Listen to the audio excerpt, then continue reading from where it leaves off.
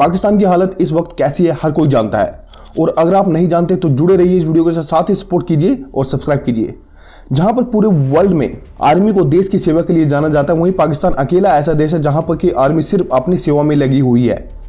हर देश की अपनी एक आर्मी होती है, बट पाकिस्तान शायद ऐसा देश है जहां की आर्मी के पास एक देश है।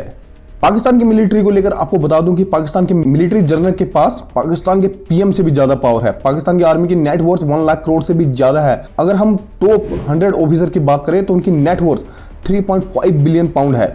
यूके में इनके खुद के अपने घर हैं, बच्चे बाहर पढ़ते हैं, जबकि देखा जाए तो एक आम आर्मी ऑफिसर के लिए ये इतना आसान नहीं होता। ये दुनिया की पहली ऐसी आर्मी है जो आर्मी का काम कम उससे ज्यादा बाकी काम करती। कपड़े का काम, तेल का काम, साबुन बेचने का काम, bread, cement, meat, insurance, real estate, Askari amusement park, यहाँ तक कि बैंक को भी आर्मी कंट्रोल करती है। हैवी इंडस्ट्री का 1/3 हिस्सा आर्मी ओन करती है। अगर हम रियल एस्टेट की बात करें तो पाकिस्तान आर्मी पाकिस्तान के सबसे बड़े रियल एस्टेट डेवलपर है। पाकिस्तान आर्मी के पास अपना खुद का फाउंडेशन और ट्रस्ट है, जिनका बेसिकली काम है पाकिस्तान के अंदर मोस्टली हर चीज को ओन करना। कुछ पॉपुलर नाम जैसे कि फौजी फाउंडेशन, शाहीन और बहारी फाउंडेशन है। और मजे की बात यह है कि इन फाउंडेशन को इनकम टैक्स स्लैब से भी रिलैक्सेशन मिलती है। पाकिस्तान का डिफेंस बजट सिर्फ आज नहीं, हमेशा से सबसे ज़्यादा रहा है। आज़ादी के टाइम पर डिफेंस बजट अराउंड 70% तक होता था, बट बात करें आज की डेट में जहां पर इनका टोटल बजट 9,503 बिलियन था, जिसमें से 1,523 बिलियन सिर्फ डिफेंस पर, यानी कि बजट का 11% डिफेंस पर यूज किया गया। देखा जाए तो अमूमन 4 से 5% ही डिफेंस पर यूज किया जाता है। बात करें जनरल बाजवा की, जब 2016 में चीफ ऑफिसर बने तो इनकी वाइफ अयास अहमजाद की नेटवर्थ 0 थी, और आफ्टर द 6 ईयर जब जनरल बाजवा रिटायर हुआ तब इनकी नेटवर्थ 2.2 बिलियन हो गई। और पूरी फैमिली की इनकम की बात करूँ तो अराउंड 2.7 बिलियन के आसपास है। और ये रिपोर्ट किसी और ने नहीं बल्कि पाकिस्तान रिपोर्टर अहमद नूरानी, जो कि इस वक्त यूएस में रहते हैं।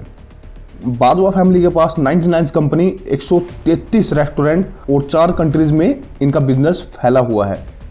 अगर आप चाहते हैं और डिटेल में पढ़ना तो आप इस रिपोर्ट को पूरी अच्छी तरह से पढ़ सकते हैं। और इस चीज़ पर कभी सवाल नहीं उठता कि बाजवा फैमिली के पास इतनी संपत्ति कैसे आई, क्योंकि एक सैलरीड पर्सन के लिए ये पॉसिबल ही नहीं है। अब सवाल क्यों नहीं उठता, क्योंकि मीडिया और सुप्रीम कोर्ट तक सब इनके अंडर है। अब बात करें कि पाकिस्तान आर्मी के पास इतनी पावर कैसे है। अगर हम थोड़ा सा हिस्ट्री वापस जाएं, जैसे कि आप जानते हैं 1947 में 2 देश बने, भारत पाकिस्तान, और सिर्फ 2 महीने बाद ही दोनों देश पहले कश्मीर वॉर में उतर गए। और उस वक्त उस वॉर का पाकिस्तान में बहुत ज्यादा इंपैक्ट पड़ा। और क्या हुआ कि पाकिस्तान डर से जीने लगा, और ये डर उन पर इतना हावी हो गया कि शुरुआत में उन्होंने अपने बजट 70% मिलिट्री में खर्च किया। और यहीं से होती है शुरुआत, यहीं से होती है पावर शिफ्टिंग प्रोसेस। आर्मी पर ज्यादा खर्च किया जाने लगा, मतलब कि गवर्नमेंट से ज्यादा पावरफुल वो होने लगी।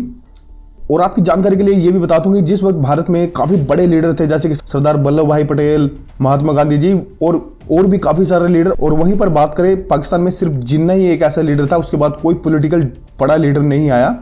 खैर टॉपिक की तरफ वापस बढ़ते हैं। इसमें सबसे बड़ा चेंजेस आता है 1944 में, जब डिक्ट्राइन ऑफ नेसेसरी लॉ लागू होता है। पहले समझते हैं कि ये डिक्ट्राइन ऑफ नेसेसरी लॉ क्या है। ये एक एंसेंट रोमन लॉ है जिसमें गवर्नमेंट के सारे रूल्स को अनदेखा किया जाता है। Let me explain. Let's suppose कि एक सिविल वॉर होती है और गवर्नमेंट स्टेट इमरजेंसी घोषित कर देती है। तो इस सिचुएशन में और गवर्नमेंट एडमिनिस्ट्रेटर यानी कि आर्मी को एक स्पेशल पावर देती है कि कोई एक्स्ट्रा स्टेप लेने के लिए। और बेसिकली क्या होता है कि ये स्टेप उस देश के एग्जिस्टिंग लॉ और कॉन्स्टिट्यूशन के अगेंस्ट होता है, बट उस टाइम पर लॉ एंड ऑर्डर को फॉलो करने के लिए जरूरी भी है। साधारण भाषा में कहूं तो डिक्ट्राइन एक इमरजेंसी की तरह होती है जो सिर्फ एक्सेप्शन और सर्कमस्टेंस के सिचुएशन में ही लगानी चाहिए। और एक बार जब सब कुछ नॉर्मल हो जाता है तो वापस पावर गवर्नमेंट के पास आ जाती है, बट यहाँ पर ऐसा नहीं हुआ।